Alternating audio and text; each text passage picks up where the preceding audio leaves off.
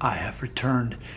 Consider this a sequel of sorts. I really like how such a simple conversation, such a simple thought can lead into many people watching this video and caring about this enough for this sequel to exist. What could I be referring to? Well, of course, a video I recently made called The World's Most Respected Language That Is Still Widely Spoken Today. It's interesting as I ask questions because a lot of times the answers I get start new conversations, and those new conversations are almost more interesting than the actual answer.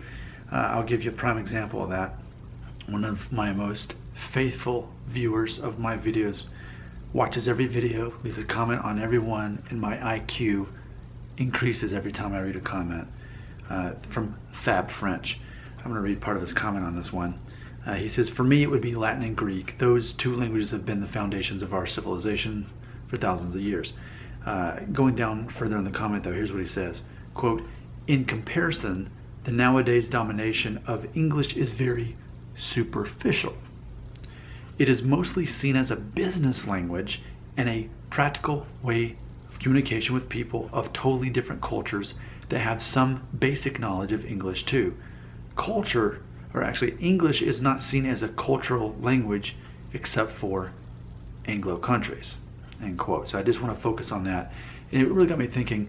I had made a video, I don't know, a couple weeks ago where I was talking about basically how does America, how does the United States influence the rest of the world?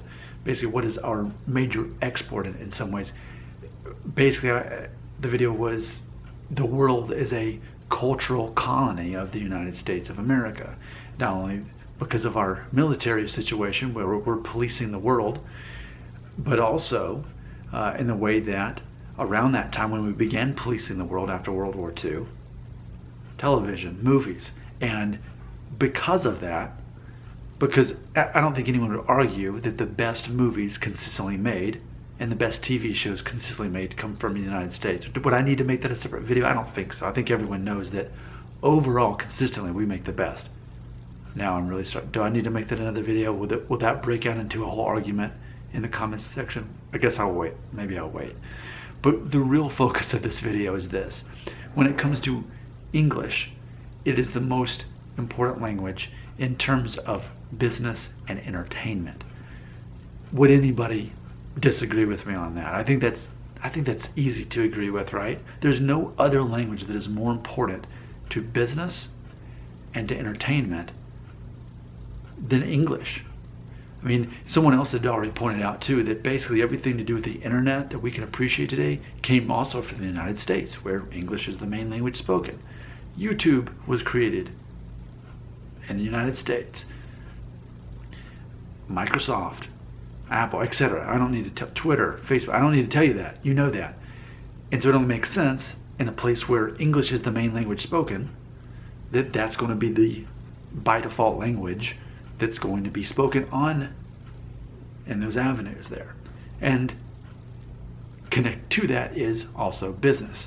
So I guess what I'm saying is, what you've helped me realize is English, though it definitely is not the most significant overall language or the most widely spoken, or maybe not even the most important language in the world, what we can say about it is, when it comes to the language that makes people the most money overall worldwide, it's going to be English. I would even argue specifically American English. Would you agree on that? Would you agree that the more fluent you are in American English, the more relevant you are in terms of business, global business, and more relevant in terms of entertainment? What do you have to say for yourself? I'm listening. Comment section belongs to you.